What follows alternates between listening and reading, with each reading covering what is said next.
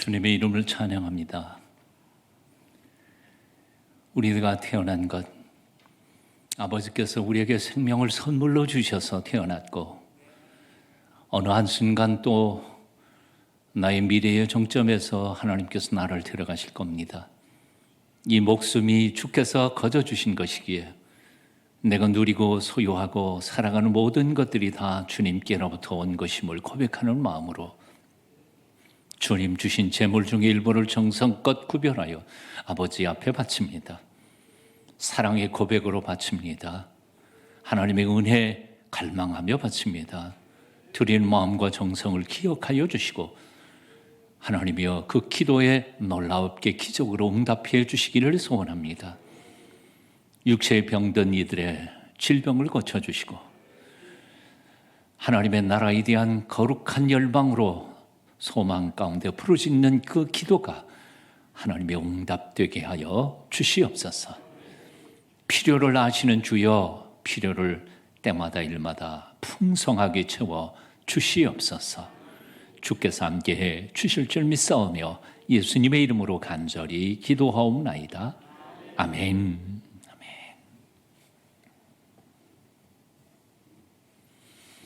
예, 평안하셨죠? 예, 대답이 아주 시원시원해서 좋습니다. 오늘은 설교하기 전에 한마디 조금 하면 좋겠습니다. 그래도 여기 장로님 권사님이시죠? 부부시죠? 예, 부부가 아닌데 그렇게 가까이 앉으실 일은 없으실 것 같고 부부끼리 앉으시는 게 제일 좋을 것 같아요. 한번 시험을 조금 한번 해보겠습니다. 얼마나 가까우신지 둘씩 짝 지우셔서 혼자 계시는 분들은 빨리 짝 찾아가시거나 아니면 짝이 없는 사람 아무나 하고도 하여튼 둘씩 짝 지어 주십시오. 테스트 할 게 있습니다. 빨리. 지금 혼자 계시는 데에도 그냥 가만히 계시는 분들은 알아서 빨리 하세요. 예, 목사님은 사모님 옆으로.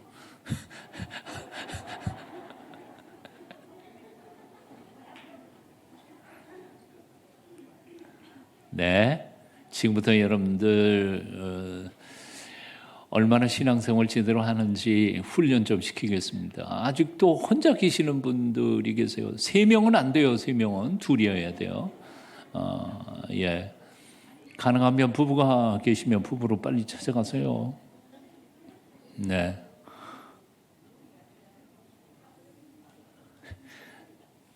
예, 그리스도 안에도 모든 분들이 다 형제 자매이니까 모르던 사람한테도 괜찮습니다.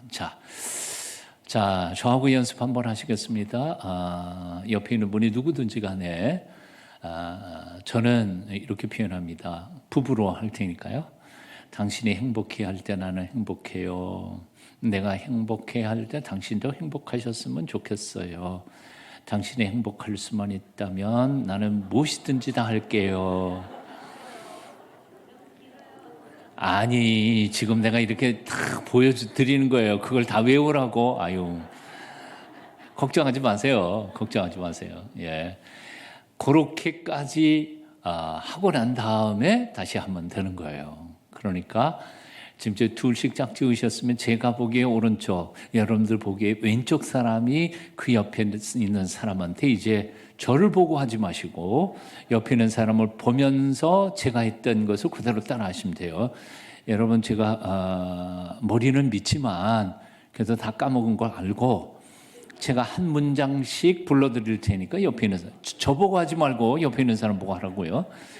또 부부끼리는 당신 하지만 아무 보거나 당신 했다가는 빰딱 맞을 테니까 딱 보고 장로님은 장로님 그러고 형님, 언니, 동상 이렇게 하시면 돼요. 네, 용어에 격에 맞게 하세요. 자, 왼쪽에 있는 분이 오른쪽에 있는 분한테 먼저 말씀하십니다. 내 말 듣고 해야죠. 벌써 하시는 분들이 있어요. 예, 저는 당신 하겠습니다. 여러분도 당신 하면 안 됩니다. 옆에 있는 분에게 당신이 행복할 때 나는 행복해. 아니 둘이 한꺼번에 같이 하시면 어떡해요. 이쪽 분들이 하시라니까. 이쪽에 있는 분들만 먼저 하시라니까. 다시 당신이 행복해 할 때 나 행복해요. 내가 행복해야 할 때 당신도 행복하셨으면 좋겠어요. 내가 행복할 수만 있다면, 아니야, 내가 아니지. 당신이 행복할 수만 있다면 난 뭐든지 다 할게요.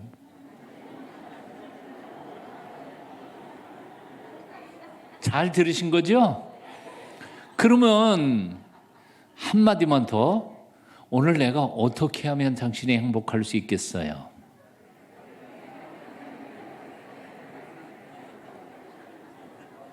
자, 들으셨죠? 그러면 대답을 하셔야지. 어떻게 하면 행복할 수 있는지 주문을 하세요. 왼쪽에 있는 분이 오른쪽 분한테. 주문. 어떻게 하면 좋겠어요?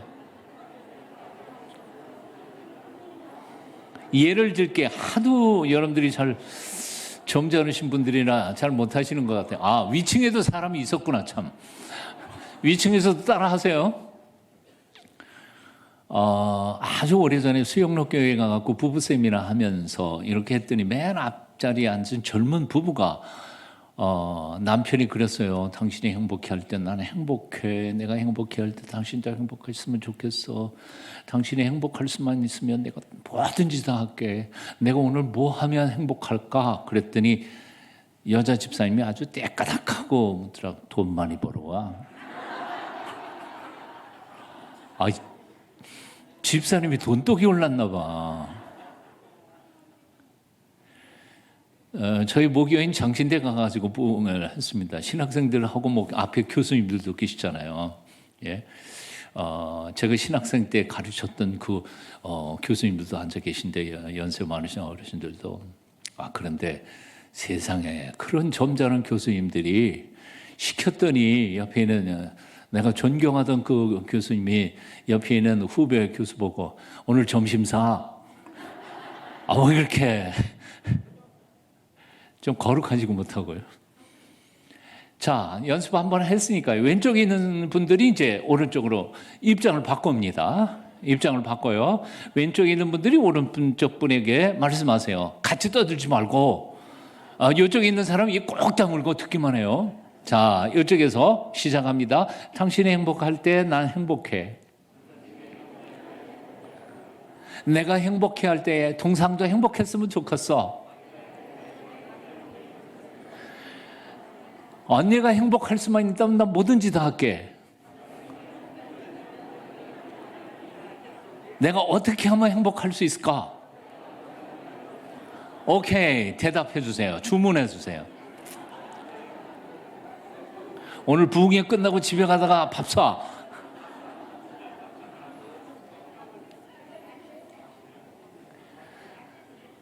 사실요, 첫날 아브라함에게 주시는 하나님의 축복이 뭐예요? 복의 근원이 되는 거, 복의 통로가 되는 거, 복덩어리가 되는 거. 내가 복받고 나 혼자 잘 먹고 잘 사는 게 아니라 내가 옆에 있는 사람에게 복덩어리가 되어 그들을 복받게 함으로 내가 복받는 행복한 인생을 살아가는 거. 이게 행복의 비결이 바로 이런 거죠. 남편을 행복하게 만들 때 나는 저절로 행복해지고, 아내를 행복하게 만들 때 나는 저절로 행복해지는데, 우리는 그게 아니고 상대방을 나의 행복의 도구로 이용만 하다가 보니까 둘 다 불행해져 버리는 거죠. 그렇죠? 이런 마음으로 우리가 신앙생활 할 때 교회 오는 게 행복해질 거고요, 집에서 부부가 행복해질 거고요, 부모와 자식이 행복해질 거라고 생각합니다. 아멘이시죠? 네. 제가 이러고 끝날 사람이 아닙니다. 오늘은 그래도 그냥 뻔때를, 목사님이 조금 앞으로 나오세요. 죄송합니다. 부흥회니까 이런 것도 한번 하는 것도 좋을 것 같아요. 제가 본래 부흥 강사가 아닌데 목회만 했던 목사인데요. 이쪽에 서시고요. 예, 교인들을 향해서 서십니다. 자, 목사님 말씀을 잘 들으세요.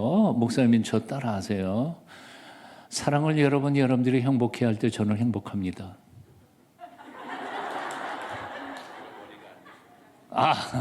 여러분들이 행복해 할 때 저는 행복합니다. 목회 아니고 교인들이 왜 목회를 해요? 자, 여러분들이 행복해할 때 저는 행복합니다. 제가 행복해할 때 여러분도 행복하셨으면 좋겠습니다. 여러분들이 행복할 수만 있다면 저는 뭐든지 다 하겠습니다.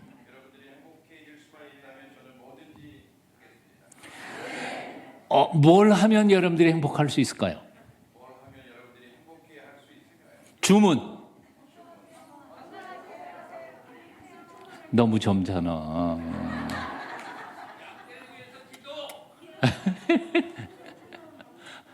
팝송을 한마디 얘기 합동 부정탄 얘기하지 말란다.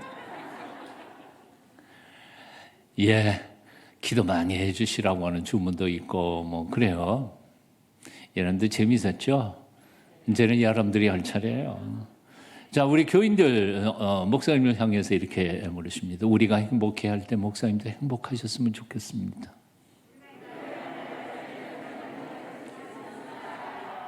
목사님이 행복해하실 때 우리는 행복합니다.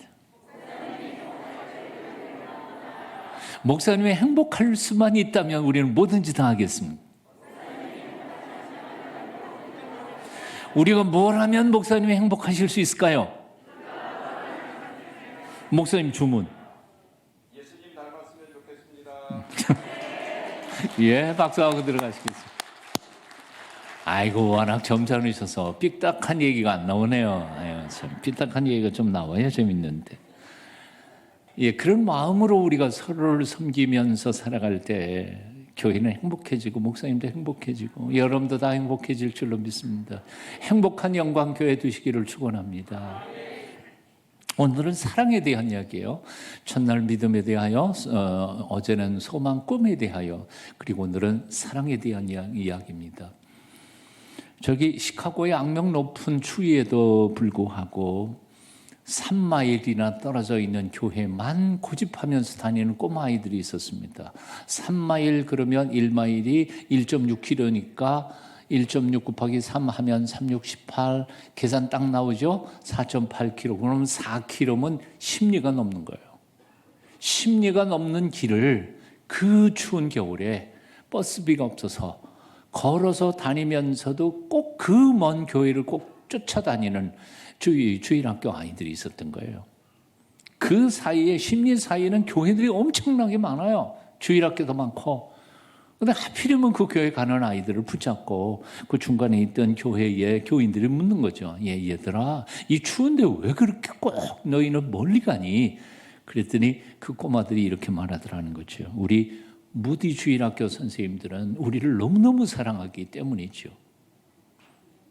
우리 무디 주일학교 선생님들은 우리를 너무너무 사랑하기 때문이죠. 사랑하기 때문에. 근데 이 얘기를 쭉 써놓고는 행복회로의 길이라고 하는 책을 쓴 네러모어라고 하는 작가는 결론을 이렇게 맺었어요. 사람들은 사랑을 찾기 위해서라면 지구 끝까지라도 가려고 한다. 왜냐하면 사랑은 행복한 삶의 가장 중요한 요소이기 때문이다. 공감 가세요? 사랑을 만날 수만 있다면 지구 끝까지라도 갈 수 있는 게 우리 인간의 욕망이에요. 왜요? 예, 사랑은 행복의 요소 중에 가장 중요한 요소니까요. 행복은 어디 있을까요? 돈 많이 버는 데 있을까요? 높은 자리에 올라가는 데 있을까요? 유명한 사람들은 데 있을까요? 올림픽 금메달 따는 데 있을까요? 박사학위 받는 데 있을까요? 근데 그 모든 성공들을 함께 같이 기뻐하며 나눌 수 있는 사랑하는 사람이 옆에 없다면, 자기 지구상에 자기가 혼자밖에 없다면 그건 아무런 의미가 없잖아요. 왜? 사랑. 그러니까 우리의 행복의 가장 중요한 요소는 결국 사랑하는 사람하고 같이 사는 거예요. 아멘. 오늘 본문에서 이렇게 말해요. 사랑은 언제까지나 떨어지지 아니하되. 근데 사랑은 언제까지나 떨어지지 아니하되. 우리 아까 말씀 듣다가 보니까 우리 은퇴 장로님 중에 국어 선생님 출신이 있으시다고 그랬는데 저도 국어 선생님 출신이거든요. 그런데 이 글을, 이 성경을 아무리 읽어도 무슨 뜻인지 모르겠더라고요. 사랑은 언제까지나 떨어지지 아니하되. 낙엽인가? 떨어지지 않는다는 게 무슨 뜻이에요? 그런데 영어 성경에 보니까 이렇게 되어 있더라고요. Love never fails. 사랑은 결코 실패하지 않는다. 그 말이 맞는 거예요. 물론 헬라어 원전을 직역하다가 보니까 이상한 번역이 나왔지만 사실은 그 뜻은 그거예요. 사랑은 절대로 실패하지 않습니다. 사랑으로 잘 기른 자식은 반드시 잘 되고, 사랑하면서 봉사하고 섬긴 수고와 땀방울에는 반드시 열매가 맺힌다는 거죠. 사랑하면서 섬긴 사람들은 반드시 잘 되게 돼 있다는 거예요. Love never fails. 사랑은 결코 실패하지 않는다는 거예요. 이게 바로 성경 말씀의 뜻인 거죠. 자, 그런데 문제는 바로 이런 거예요. 요즘 너도 나도 다 사랑 얘기하잖아요. 젊은 애들도 사랑이 무슨 뜻인지도 잘 모르는 애들도 그냥 다 사랑 타령해요. 사랑이라는 말처럼 많이 오용된 단어도 없어요. 어떤 사랑이 실패하지 않는 사랑일까? 오늘의 주제는 바로 이런 거예요. 실제로 오래전에 부산 낙동강 학원 뚝에서 한 여인의 시신이 발견을 됐어요. 이민백 속에 쇠사슬로 묶여가지고 있고 죽은 시신이 낙동강 학원 뚝에 발견이 됐는데, 아마도 범인은 그걸 해가지고 저기 낙동강 하류에다가 딱 던지면 썰물하고 바다로 나갈 줄 알았는데 이게 밀물 때문에 다시 들어온 거죠. 그러다가 잡힌 거예요. 범인을 잡아보니까 그의 남편이었어요. 남편이 유학파 공학 박사인 경남에 있는 모 대학 교수, 50대 중반의 대학 교수였어요. 한국 컴퓨터 범죄학회 회장을 지낸 똑똑한 사람이었어요. 그런데 자기 아내를 죽여서 내다 버린 거죠. 내연 관계였던 이 밤중에 차 대리운전하는 여자 대리운전 기사 공모해가지고 같이 죽여서, 얼마나 똑똑한 사람인지 부산 시내에 있는 CCTV의 카메라 앵글을 각도를 다 알았어요. 그래서 한 군데도 걸리지 않았어. 와, 얼마나 치밀했어요. 딱 하나 카메라 걸린 게 뭐냐 하면, 이민백 사러 갔는데 이민백 가게 저 구석에 달려있는 카메라는 못 본 거예요. 거기에 얼굴이 딱 찍혀가지고 잡힌 거예요. 배울 만큼 배웠어요. 먹고 살만해. 대학 교수인데. 그런데 왜 아내를 죽여서 내다 버렸을까? 여기서 저는 그 기사를 읽으면서 많은 생각을 해봐요. 도대체 행복이라는 게 뭘까? 어디 있는 거야 도대체? 박사 학위 받으면 행복할까? 대학 교수 되면 행복할까? 예? 돈 좀 벌면 행복할까? 결혼하면 다 행복할 거라고 생각하는데, 결혼하면 시집가면 장가가면 행복할까? 그렇지 않더라는 거예요. 도대체 행복은 어디에 있는 건가 하는 거예요. 사랑이란 뭔가 하는 거예요. 이 엘리트 유학파 공학 박사는 결혼을 3번 했어요. 그리고 이혼을 2번 했어요. 여기에서 조금 우리가 생각을 해볼 필요가 있어요. 이 사람이 첫 번째 여자하고 결혼하면서 이런 생각을 했겠죠. 아, 이 여자하고 같이 살면 나 행복할 거야. 근데 살다 보니까 행복하지 않아. 그래서 다 너 때문이야. 그리고 이혼을 하고 딴 여자 만났어. 그래서 2번째 결혼을 했어요. 결혼했는데 이 여자하고 살면 진짜 행복할 거야. 근데 2번째 여자하고 결혼했는데도 행복하지가 않아. 그래가지고 또 그 여자하고도 이혼을 했어. 3-4번이야. 참 대단한 사람이에요. 잘생겼는지 능력이 있는지 하여튼 뭐 여자도 많이 했네요. 3번째 여자하고 결혼을 했어. 근데 살다 보니까 이것도 아니야. 이것도 행복하지가 않아. 그래서 이혼하자 그랬는데 이혼 안 해준 거야. 이혼 안 해주니까 죽여서 버린 거죠. 이 사람의 생각을 곰곰이 생각해봐요. 이 사람 똑똑한 사람이고 50대 중반의 대학 교수이지만 자기가 결혼 생활이 불행한 이유를 다 누구 때문이라고 생각해요. 내가 만난 여자들 때문이야. 내게는 잘못 하나도 없어. 굉장히 자기중심적이고 이기적인 존재예요. 그리고 심지어는 이혼 안 해주는 아내를 죽여버리고도 나는 행복할 수 있을 것이라고. 남 죽여놓고 지는 어떻게 행복할 생각을 해요? 이건 정말 정신 나간 거거나 머리가 나쁜 거랑 그런 거 아니에요? 너무나 자기중심적이고 이기적이고 본능적이고 이런 사랑이에요. 이걸 사랑이라고 말할 수 있겠느냐 하는 거예요. 더 말하고 싶지도 않지만 그래도 한마디 조금 해보겠습니다. 뭐냐면 이런 거예요. 여러분들은 어떤 남자를 너무너무 사랑해서 어떤 여자를 죽일 자신이 있나요? 무슨 말인지를 잘 못 알아들으셨어. 어떤 여자를 너무너무 사랑해서 어떤 여자를 죽이고라도 이 여자하고 결혼하겠다. 그럴 자신 있으세요? 우린 그럴 수가 없어. 그래 놓고도 내 인생이 행복할 거라고 착각하면서 살지 않아. 우린 정상이에요, 정상. 한마디로 말해서 이런 사람이 어떻게 행복하게 살 수 있겠느냐 말이에요. 남은 생이라도. 고린도전서 13장 8절에서 얘기하고 있는 Love never fails, 결코 실패하지 않는 사랑이란 이런 사람의 본능적이고 육체적이고 이기적이고 자기중심적이고 이런 사랑을 얘기하는 게 아니란 말이에요. 이런 사랑 아니야. 이건 사랑도 아니야. 그러면 고린도전서 13장에서 얘기하고 있는 사랑이란 어떤 사랑을 말할까? 헬라어로 말하면 아가페. 해란 말이 정관사예요. 영어로 말하면 the love. 그냥 사랑이 아니에요. 정관사가 붙었어요. 그 사랑이에요. 그 사랑이 누구 사랑이야? 예수 그리스도의 사랑. 십자가의 사랑. 십자가에서 죽어 가시면서 내가 죽으니까 너희는 살아. 내가 죽으니까 너희는 살아. 아버지, 저들의 죄를 용서하소서. 다 몰라서 저러는 거예요. 자기는 죽어가면서 거룩하신 하나님과 죄에 빠진 우리 인간 사이를 화해시키면서 화목의 제물로 죽어가시면서 심장에서 터져나오는 피 묻은 사랑, 아가페. 이게 바로 예수 그리스도의 사랑이요. 그런 사랑만이 결코 실패하지 않는 사랑이라는 거죠. 예수님께서는 요한복음에서 이렇게 말했죠. 나는 하늘로부터 내려온 산 떡이니 이 떡 먹고 영생해. 이렇게 말씀하세요.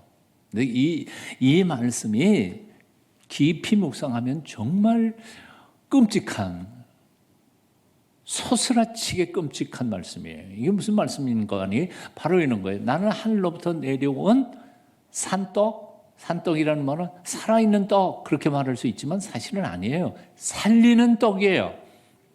그러니까 이 떡을 먹는 자마다 살아. 그러니까 너희가 날 먹어. 그리고 영생해. 자기 몸을 우리에게 먹을 것으로 주시면서 그분의 몸을 먹어서 내 피가 되고 살이 되고 영생하는 하나님의 사람이 되게, 하나님 나라의 백성이 되게 하시는 것이 바로 예수 그리스도의 사랑이고 요한복음에서 그렇게 말씀하신 뜻이라는 거죠. 여러분, 하나님이 어떻게 죽으실 수 있어요?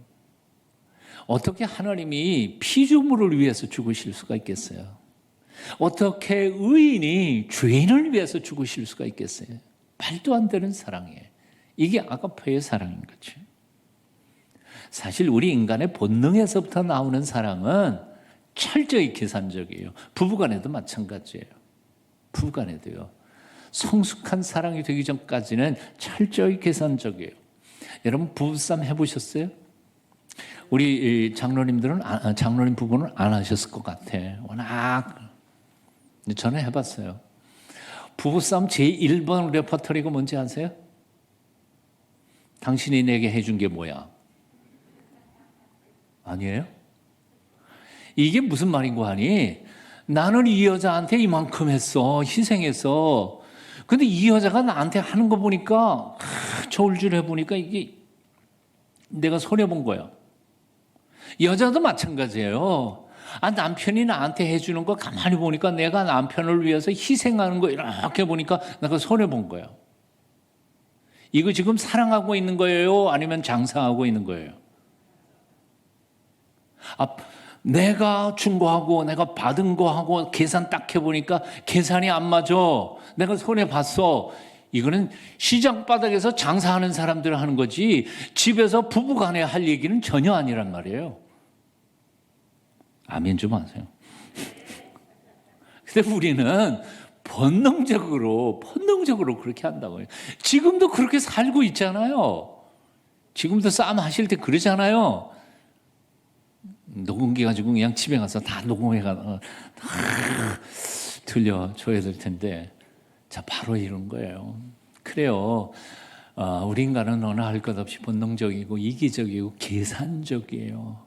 그래서 우리 너와 나의 사랑, 심지어는 사랑하기 때문에 더 사랑하려고 같은 집에서 살게 된 부부 사이에도 이렇게 계산적이에요.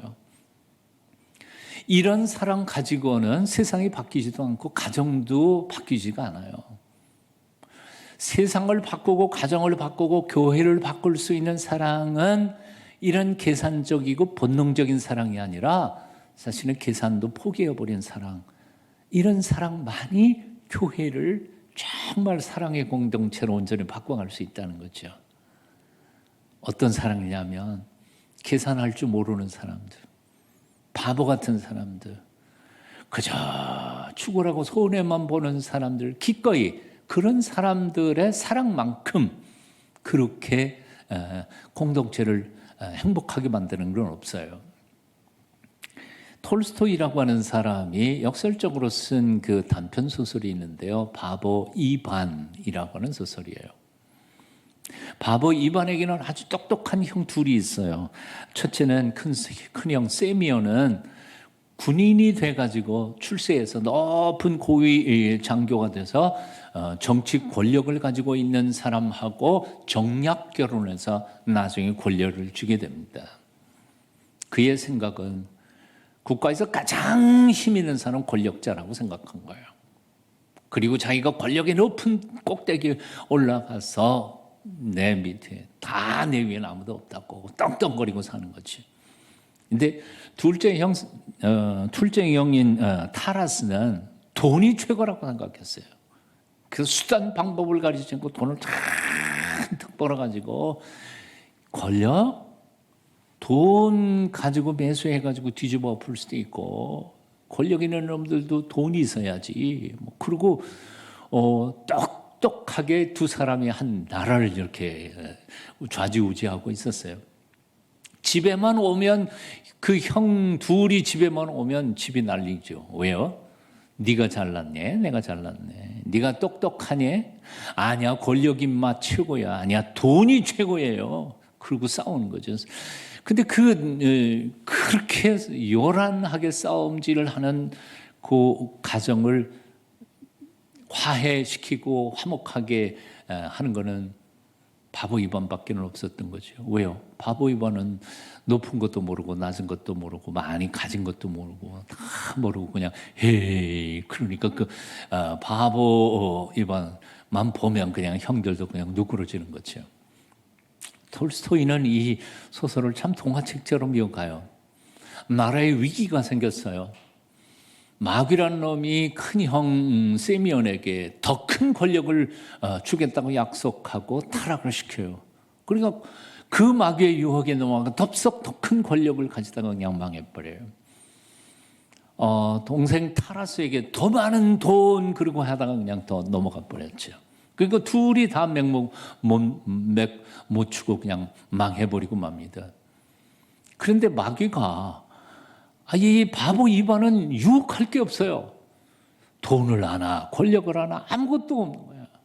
유혹을 하려고 하다가 결국은 실패하고 그냥 도망가 버려서 결국 나라를 구한 것은 바로 이 바보 이반이다. 참 재미있는 얘기를. 사실 그거는 톨스토이가 제정 러시아에 망해가는 그 제도를 보면서 이런 탁월한 생각을 거기에서 가르침을 준 것이라고 생각이 들어요. 똑똑한 사람들만 가득한 공동체는 싸움질만 많이 해요. 왜? 다 똑똑하니까. 니도 나도 똑똑한데 누가 지겠어요? 다 계산적이니까 손해볼 사람 아무도 없어요. 그러니까 살벌해요. 그런데 바보만 있는 공동체는요, 제 주장도 못하고 제 목도 못 찾아 먹으니까 해가지고 언제나 행복해. 별로 동의를 안 하신 것 같아요. 천국은 어떤 곳일까? 똑똑한 사람들이 모인 것이 천국일까? 아니면 제 목도 제대로 못 찾아 먹는 멍청한 사람들, 양보하는 사람들, 항상 손해보는 사람들 모인 것이 천국일까? 투표할까요? 네. 똑똑한 신자가 많은 교회일수록 굉장히 시끄러워요. 다 자기가 옳거든. 다 옳거든. 그런데 아까도 말씀드렸지만 제목도 제대로 못 찾아 먹는, 그래서 항상 손해보고 그냥 욕먹고 양보하는 교인들이, 점잖은 교인들이 많은 교회일수록 은혜로운 교회, 천국 같은 교회가 돼요. 영광교회는 어떤 교회인지 모르겠습니다. 똑똑한 사람들이 많으신가요? 대답하기 참 곤란할 것 같아. 똑똑하지만 바보같이 사는 신앙이들이 많이 있기를 축원합니다. 사랑한다는 것은 이런 관점에서 곰곰이 생각해 보면 굉장히 쉬워요. 사랑한다는 거 쉬워요. 어떻게 하는 줄 아세요? 사랑하는 사람 앞에서 기꺼이 내가 스스로 바보가 되면 돼요. 동의를 안 하시네요. 사랑이란 기꺼이 상대방 앞에서 바보가 되는 것이다. 이건 명언이에요. 그런데 실제로 그렇잖아요. 여러분 옛날에 젊었었던 시절에 연애해 보신 적이 있으시죠? 저도 물론 해봤습니다. 그런데 그때를 돌이켜서 가만히 생각해 보면 우리 마누라 이쁜 우리 애인 앞에만 서면 나는 왜 그렇게 존재가 작아지는지 안 해봤어요? 난 그래도 꽤 잘생긴 사람인데 그 사랑하는 여자 앞에만 서면 말도 잘 못해. 머리가 하얘져가지고 무슨 말을 해야 될지를 모르겠어. 진짜라니까요. 내일 우리 마누라 데려와 볼까요? 연애 시절에 내가 얼마나 멍청했는지. 다 그런 거 아니에요. 사랑하면 잘 바보 되는 거예요. 근데 진짜 사랑하는 건 뭔가 하니 눈에 콩깍지가 꽉 끼어가지고 세상에서 당신이 제일 이쁜 여자야 그렇게 말하면 사랑이 시작되는 거고요. 마음속에도 머릿속에도 내 영혼 속에도 진짜 내 마누라가 진짜 세상에서 제일 이쁜 여자야 그렇게 믿어버리면 사랑이 완성되는 거야. 뭔 뜻인지 지금 못 알아듣는 것 같아요. 기꺼이 바보가 되는 거예요. 역사상 가장 큰 바보가 누구실까요? 바로 예수 그리스도이십니다. 요한복음 1장 1절 이하에 보면 예수님께서 말씀으로 존재하셨고 그리고 말씀을 통하여 온 세상이 다 창조되었고 예수님 없이는 이 세상에 존재하는 것이 아무것도 존재하는 것이 없었다 그 얘기예요. 한마디로 말하면 예수님은 온 세상 만물의 주인이셔요. 하나님이셔요. 하나님 자신이세요. 근데 그 하나님이 죽으러 이 땅에 오셨다니까요. 말이 돼요? 말이 안 돼요. 아까도 얘기했지만 어떻게 하나님이 죽으셔요? 하나님이 죽으실 수 없는 존재예요. 근데 죽으신다고요. 어떻게? 나 같은 죄인의 죄값을 대신 치르려고 스스로 당신을 죽이신 거예요. 참 기가 막힐 노릇인 거죠. 예. 이게 바로 그 예수 그리스도의 사랑이에요. 세상에 이런 바보가 어디 있었어요? 세상에 이런 바보가 어디 있어요? 그 한완상 교수가 몇 년 전에 쓴 책 제목이 바로 그거예요. 바보 예수. 예수님 바보라는 거예요. 아무리 생각해봐도 바보예요. 계산도 못하고 따지지도 않으시고. 오늘 본문 고린도전서 13장 바로 사도 바울이 쓴 사랑의 편지, 사랑장이라고 하는 거죠. 그런데 이 사도 바울이 또 다른 글을 쓴 게 있어요. 빌립보서 2장 5절 이하에 보면 겸비의 찬송가라고 하는 게 있어요. 거기 보면 이런 말씀이 있죠. 너희 안에 이 마음을 품으라 곧 그리스도 예수의 마음이니 그는 근본 하나님의 본체시나 하나님과 동등됨을 취할 것으로 여기지 아니하시고 오히려 자기를 비워 종의 형체를 가져. 종의 형체 뭐예요? 사람이요. 사람들과 같이 되었고 사람의 모양으로 나타나셨으며 자기를 낮추시고 죽기까지 복종하셨으니 곧 십자가에 죽으심이라. 사랑이 뭘까요? 하나님이요. 하나님 대접받기를 포기해버리는 거예요. 하나님 자리를 포기하고 인간이 되는 거, 그리고 인간 중에서도 뭐 왕후장상이 되는 게 아니라 저 살인 강도처럼 밑바닥, 하륙층 밑바닥 인생처럼 그렇게 갈 곳, 누울 곳 없이 33년을 사시다가 살인 강도와 함께 죽음의 현장 속에 십자가에 달려 죽으신 것. 기가 막힐 노릇 아니에요. 그게 바로 예수 그리스도께서 우리에게 보여주신 사랑이라는 거죠. 다시요. 사랑이란 뭘까요? 하나님이 하나님 되시기를 포기해버리는 거예요. 이걸 적용하면요. 목사가 목사 대접받기를 포기해버리는 게 사랑이에요. 장로님이 장로님 대접받기를 포기해버리는 거예요. 가장이 집에 가가지고 가장 대접받기를 포기해버리는 게 사랑이에요. 포기해버리는 거예요. 그게 바보가 되는 거예요. 근데 놀라운 것은 그렇게 기꺼이 스스로가 바보가 될 때 모두가 행복해지는 거지. 사도 요한은 그 예수 그리스도의 사랑에 대하여 이렇게 고백했어요. 하나님의 사랑이 우리에게 이렇게 나타난 바 되었으니 하나님이 자기의 독생자를 세상에 보내시면 그로 말미암아 우리를 살리려 왔습니다. 사랑은 여기 있으니 우리가 하나님을 사랑한 것이 아니에요. 하나님이 우리를 사랑하사 우리 죄를 속하기 위하여 화목제물로, 화목제물은 뭐예요? 제물은 죽여서 바치는 거예요. 죽으로 그 아들을 우리에게 보내주셨습니다. 그리고 사도 요한은 또 이렇게 고백해요. 어느 때나 하나님을 본 사람이 없을 때 만일 우리가 서로 사랑하면 첫째 하나님이 우리 안에 계시고 둘째 그의 사랑이 우리 안에 온전히 이루어지는데. 다시요. 잘 보세요. 어느 때나 하나님을 본 사람이 없으되 하나님 보셨어요 여러분? 아무도 못 봤어요. 저도 못 봤어요. 모세는 봤을까요? 아니요.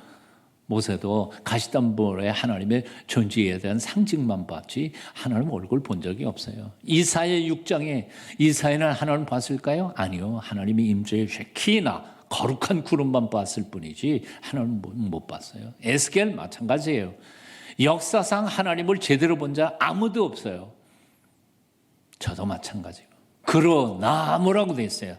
어느 때나 하나님을 본 사람이 없으되 만일 우리가 서로 사랑하면 우리가 서로 사랑하기만 하면 하나님이 어디 계셔요? 우리 안에 계시고 눈에는 안 보여. 그렇지만 하나님이 우리 안에 계신다. 우리가 사랑하는 그곳에 하나님이 계시고 하나님의 사랑이 우리 안에 온전히 이루어진다. 와, 하나님과 함께 사는 비결은 아주 간단해요. 하나님은 미워하는 곳에는 미워하는 거네. 싸우고 질투하고 그곳에 하나님은 계실 수가 없어요.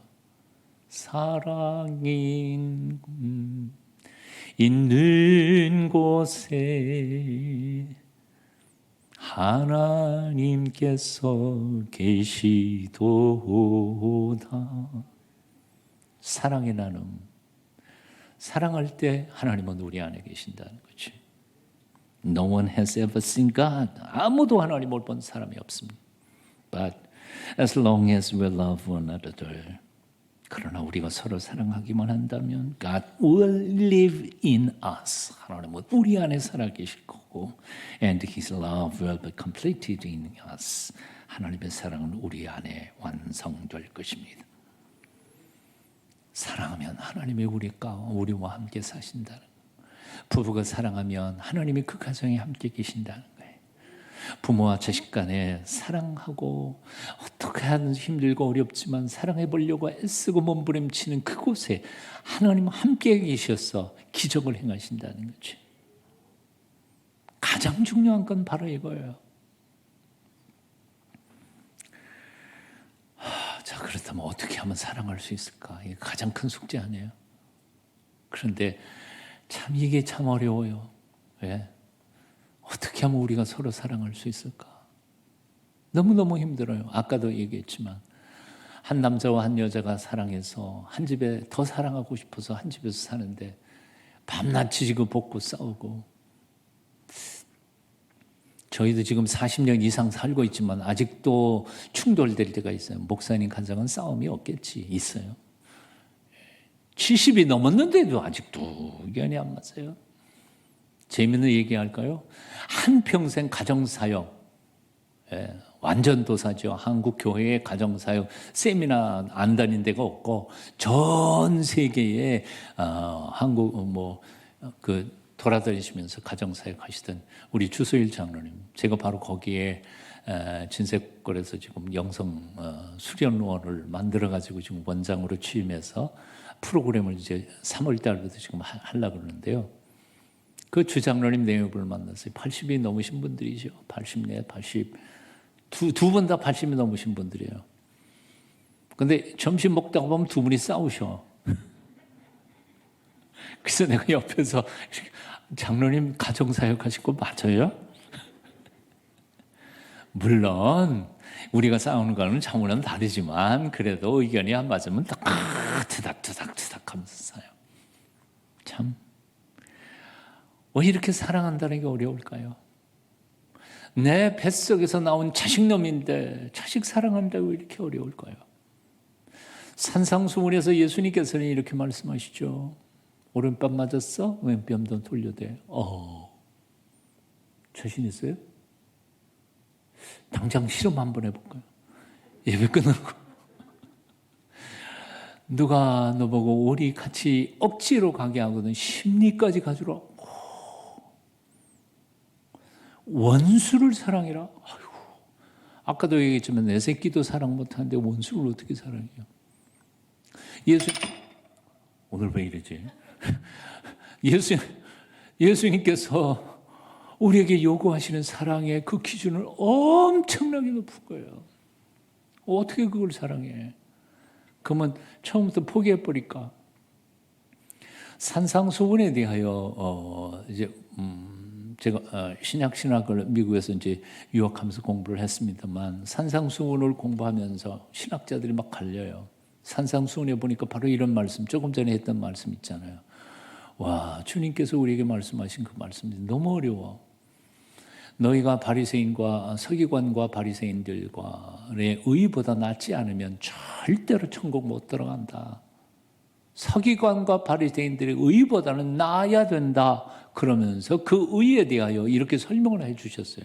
근데 그거 우리는 도저히 그게 순종할 수 없을 것 같아요. 그래서 신학자들이 뭐라 그랬냐면 예수님께서는 이 세상에 오셔서 구약의 그 무거운 율법의 짐을 벗겨버리시고는 그보다 10배나 더 무거운 사랑의 법을 우리에게 짊어지우셨습니다. 아멘 못하시네. 너희는 원수는 미워하고 사랑하라 하였다는 것을 너희는 들었으나 나는 도무지 너희 원수를 사랑하라. 어이구, 이웃도 사랑 못하는 말인데 원수를 어떻게 사랑해? 그래서 신학자들은 뭐라 그러냐 하면요, 이렇게 피해가는 거예요. 산상수훈의 말씀은 저기 목사님들이나 수도사들한테만 해당되는 거, 우리 평신도하고는 상관이 없는 거네. 그렇게 해석한 사람이 있어요. 여러분 속 편하시죠? 산상수훈에 있는 그 명령의 말씀들은 그저 우리 목사님 두 분 목사님들이나 하는 거지. 여러분들은 해당 사항 없습니다. 와, 그러면 이제부터 자유로우시죠? 근데 마음은 한쪽 구석은 편하지가 않아. 그래 놓고도 편하지가 않아. 어떤 사람도 어떤 신학자는 이렇게 표현했어요. 꼭 그렇게 하라는 건 아니야. 우리가 살아가야 할 높은 도덕적 표준만을 이렇게 제시해 준 거지. 꼭 그렇게 안 해도 돼. 이렇게 약화를 시킨 사람도 있어요. 그래도 마음이 편해요? 안 편해. 주님께서 우리에게 주신 명령인데 그렇게 안 해도 된다고 아무 데도 그런 적이 없었거든요. 해야 된다는 거예요. 그럼 어떻게 우리 보고 사랑하라는 거예요? 예, 사랑할 수 없다면 주님은 우리에게 명령하지 않으셨을 거예요. 근데 하나님께서 우리를 통하여 사랑할 수 있기 때문에 우리에게 두 가지의 선물을 주셨는데 첫째는 십자가고요. 두 번째는 성령님을 주셨어요. 나를 위해 기꺼이 죽어가신 예수 그리스도의 피 묻은 십자가를 날마다 바라보면서 사랑하는 것을 카피하고 배우고 연습하는 게 첫 번째 우리가 해야 할 일이고요. 두 번째는 그래도 안 될 때에는 성령께서 우리를 도와주시겠다는 거죠. 아멘. 그러니까 십자가를 바라보면서 사랑하려고 노력하지 않는다면 그리스도인이 아니에요. 노력해야 된다는 거예요. 십자가를 바라보는 게 굉장히 중요한 거예요.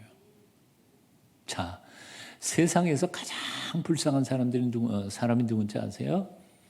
예, 세상에 나한테 아무도 관심을 가지지 않아. 나는 정말 외톨이고 나는 불쌍한 여자야, 불쌍한 남자야. 사랑받지 못하는 사람의 상처받은 아픔, 이거 굉장히 불행한 사람이죠. 그런데 그거보다 더 불행한 사람이 누군지 아세요? 엄청난 사랑을 받고 있음에도 불구하고 나는 아무도 관심이 없어. 그리고 절망하고 낙심하고 불평하면서 처절하게 살아가는 사람이 가장 불쌍한 사람이에요. 누군지 아세요? 바로 저하고 여러분이에요. 뭔 얘기인고 하니 우리는 이 세상을 살아가면서 아무도 나한테 관심을 가지지 않은 것처럼 외롭게 살아가는 게 있지만 사실은 가장 우리를 죽도록 사랑하신 한 분 예수 그리스도가 있다는 사실을 우리 자꾸 잊어먹고 살잖아요. 하나님이 얼마나 우리를 사랑하셨는지 자꾸 잊어버리고 살잖아요. 여러분 생각해 보십시오. 천지를 지으신 창조주 하나님에게 가장 중요한 가장 큰 보물이 있다면 뭘까요? 태양계? 다이아몬드? 보물이 뭔가요? 하나님에게 딱 하나 보물이 있다면 하나밖에 없는 외아들 예수 그리스도일 거예요. 안 그래요? 온 우주는 다시 창조할 수 있어요. 그런데 하나밖에 없는 외아들. 하나밖에 없어요. 근데 성경이 보니까 뭐라고 돼 있냐면 로마서 8장 32절에 자기 아들을 같이 한번 읽어보실까요? 같이 읽어요. 시작. 자기 아들을 아끼지 아니하시고 우리 모든 사람을 위하여 내어주신 이가 어찌 그 아들과 함께 모든 것을 우리에게 은사로 주지 아니하시겠느냐. 거기 은사라는 말이 영어로는 gift, 선물이에요. 선물로 주실 거다 하는 거예요. 근데 앞에 보면 자기 아들을 아끼지 아니하시고 우리를 위하여 내어주셨어요. 내어주셨다는 말이 뭐예요? 십자가 못 박아 죽이셨다는 거예요. 여기서 우리는 놀라운 사실을 하나 발견해요. 이제 이렇게 저울이에요. 나를 여기다 얹어놓고 여기다가 예수님 얹어놓고 저울질 하시다가 하나님이 누굴 죽이고 누굴 살려요? 예수님 죽이고 나를 살렸다니까. 성경이 그렇게 돼 있잖아요. 그게 말이 돼요? 어떻게 당신의 하나밖에 없는 외아들을 죽이고 정말 하나님 말씀대로 제대로 살지 못하고 죄인 죽어 마땅한 나는 살려내시냐. 이게 아버지 사랑인데 근데 더 놀란 거는 아까 조금 전에 읽었던 것처럼 당신의 외아들을 어떻게 해요? 아끼지 아니하시고 우리를 위하여 내어주시니 아끼지 않으셨다는 거예요. 저는 그 말씀을 묵상하면서 기가 막힌 생각이 들어요. 내가 조금 묵상하고 생각해 봤어요. 우리 집에는 딸만 둘이에요. 근데 오늘날 하나님이 나한테 이렇게 물으신다면 야 너는 딸이 둘이네. 넌 아들 하나밖에 없었다. 근데 널 위해 주었어. 둘 중에 하나만 나한테 바칠 수 없겠냐? 그러시면 제가 어떻게 할까요? 예, 욥처럼 주신 분이 당신이시니까 데려가시는 거예요. 제가 뭐 말 못하죠. 예. 하지만 아끼지 않고 내어드려요? 그렇게는 못할 것 같아요. 피눈물을 흘리면서 그놈들 주겠지. 하나님 앞에 바치겠지. 근데 하나님 아버지는 아끼지 않으시고 나 같은 걸 위해서 십자가 못 박아 죽이시면서 나를 영생으로 인도하셨다는 거죠. 이게 얼마나 엄청난 사랑이에요. 그걸 가리키는 게 바로 십자가라는 말이에요. 그러니까 십자가를 그냥 여기 있네. 십자가를 너무 무심하게 봐서는 안 돼요. 십자가 볼 때마다 가슴이 찔려야 돼요. 이 십자가 가슴 밖에 박혀야 돼요. 아파야 돼. 교회 맨 처음에 나왔을 때는 십자가 의미 있는 것처럼 보이더니 10년 다니고 20년 다니고 50년 다니고 모태신앙으로 다니는 사람들이 십자가가 무슨 장식품인지 이렇게 생각하는 사람들 너무 많아요. 제 십자가 보고 사람들이 자꾸 물어봐요. 예, 이건 아시시예요. 아시시, 성프란시스의 고향이 아시시죠. 저는 성프란시스의 수련, 영성 수련 방법에 대해서 좋아하는 사람이라서 아시시에 한 두세 번 갔다 왔습니다. 거기서 파는 십자가입니다. 2000년 역사 속의 십자가 중에서 가장 심플하고 단순한 십자가. 나는 십자가가 장식이 있는 건 좋지 않아. 너무 아름답게 아니요. 십자가는 아픈 거예요. 사형틀이었어요. 이걸 왜 걸고 다니느냐? 이유는 간단해요. 간단해. 자꾸 잊어먹으니까. 여러분 절에는 스님들이 이게 염주하면서 108 뭐 하면서 또 외잖아요. 계명들. 저 캐톨릭에 가면 신부님들이 묵주하면서 또 뭐 외잖아요. 우리 개혁교회는 이런 게 다 우상이 될 것 같으니까 다 없애버렸어요. 근데 없애버리다가 보니까 도대체 우리는 이 자기 마음 다스리고 하나님 앞에서 십자가를 묵상하면서 자기 마음을 훈련하는 과정이 아무것도 없는 거예요. 그래서 저는 수련 방법을 한 15년 전서부터 이걸 걸고 다니기 시작했어요. 걸면서 내 감정이 이래가지고 그냥 잘못 언사가 나가거나 불이렇게 날 때는 조용히 잡고 주님 십자가에서 참으신 것을 묵상. 맨 처음에는 이게 장난처럼 돼요. 이거 잡는다고 뭐가 달라지겠어요? 그러나 한 번 하고 두 번 하고 10년 잡고 15년 잡고 잡으면서 기도하면서 성령님을 의지하니까 내가 사람이 변해 가고 있는 것을 발견해요. 사랑 안 된다고 하지 마세요. 성령님이 우리를 도와주실 뿐만 아니라 주님께서 우리가 사랑을 하고 명하셨기 때문에 우리가 순종하면서 노력하기만 한다면 사랑할 수 있는 거예요. 미운 사람도 사랑할 수 있어요. 제가 CC 출신인데요. 청년 시절에 우리 김중근 목사님이 쓰셨던 민족복음화 중급반 교재, 초급반 교재 있고 중급반 교재 제5권, 5과 마지막 과가 제목이 뭐냐면 믿음으로 사랑하는 비결이라는 거예요. 말씀을 가지고 미워 죽겠는 도저히 용서할 수 없는 교회 안의 형제나 자매의 이름을 적어가면서 주님 제 안에 미움이 있습니다. 이건 주님이 기뻐하시는 거 아닌 줄 압니다. 이름을 적어가면서 그 위에 요한일서 1장 9절 죄의 고백을 쓰고 또한 사랑하라는 명령을 쓰고 그러면서 수도 없이 기도하다가 보니까 나중엔 진짜 사랑하게 되더라고요. 제 경험이에요. 제가 글씨를 대학 다닐 때 글씨를 배우려고 했는데 한문 선생님이 제 시험지를 딱 보더니 서구는 글씨를 배우면 좋겠어. 기본이 돼 있는데 뭐 그러셔서 칭찬하니까 기분 좋잖아요. 그래서 이제 서도반에 들어가서요. 그 한문 선생님 가르치시는 글씨 배운다고 갔는데 세상에 붓글씨 배우는데요. 붓을 잡는 법하고 못 가는 거하고 한 일주일 동안 뭐만 배웠냐면 이것만 배웠어요. 이것만. 일주일 동안만 이것만. 가면 이거. 그 다음 주에 갔더니 이것만 가는 이것만. 그 다음 주에 갔더니 이것만.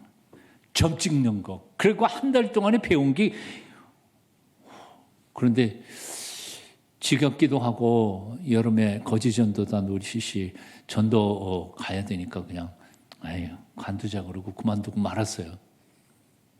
그런데 나중에 보니까 한 20년, 30년쯤 지난 다음에 보니까 그 교수님 밑에서 배웠던 그 친구가 국전에도 당선되고 그러더라고.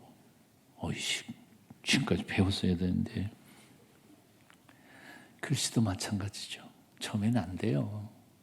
몇 번 해보고 안 된다 그러면 안 돼요.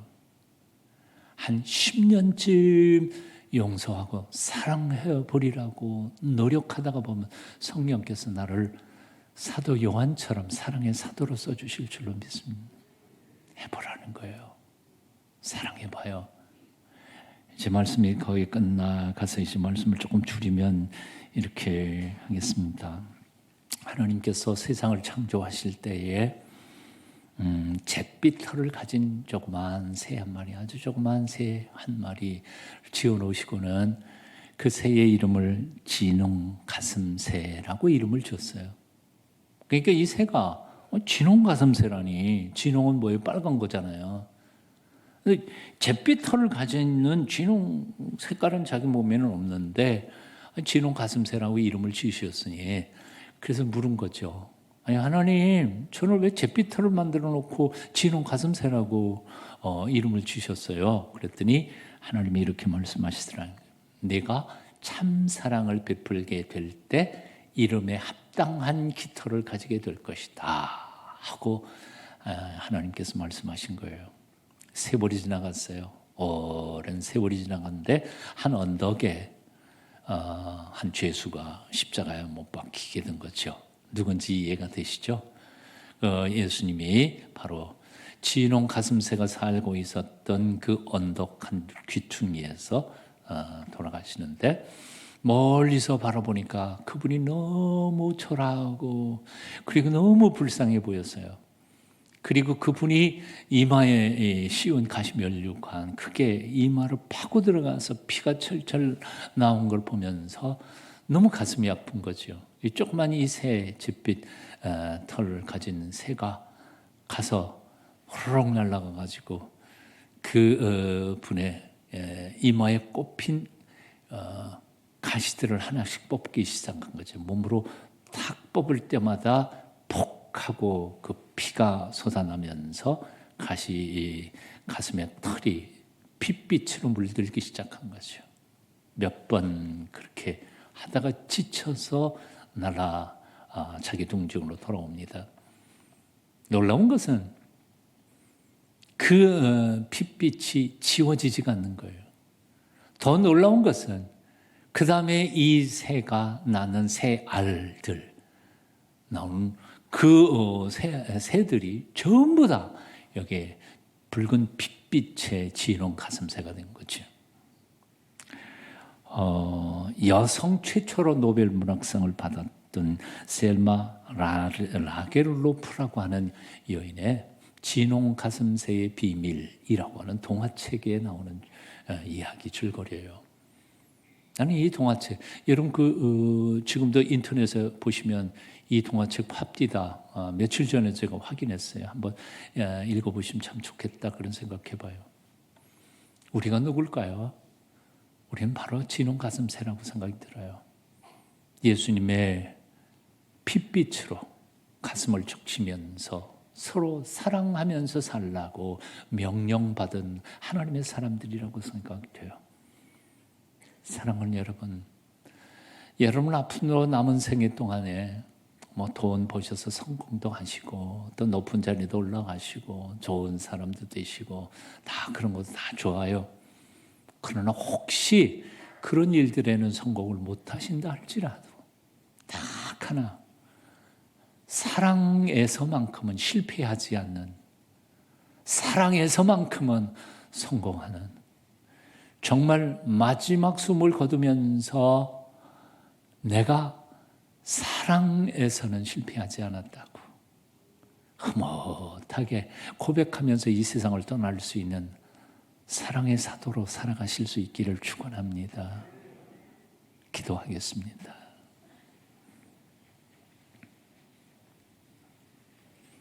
사랑 때문에 찢어진 예수님의 심장을 묵상하며 주님만을 바라봅니다. 세상에 둘도 없는 큰 바보이신 예수님처럼 나도 그렇게 바보처럼 살리라 결단해 봅니다. 성령님이여 우리에게 십자가에 그 피 묻은 사랑을 심어주시고 그래서 남은 생에 그렇게 사랑하면서 살아갈 수 있도록 믿음 더하여 주시옵소서. 우리 영광교회가 사람들이 칭찬할 만큼 엄청나고 크고 위대한 일들은 못할지언정 옆에 있는 사람들을 죽도록 사랑하게 하여 주시고 이 교회에 찾아오는 영혼들을 죽도록 사랑하게 하여 주시고 그리하여 하나님을 기쁘시게 해드리는 멋진 사랑의 동산 되게 하여 주시옵소서. 그 사랑으로 세상을 정복하게 하여 주시옵소서. 사랑이 충만한 교회로 서울 시내뿐만 아니라 세계에 소문난 교회가 되게 하여 주시옵소서. 예수님의 이름으로 기도하옵나이다. 아멘.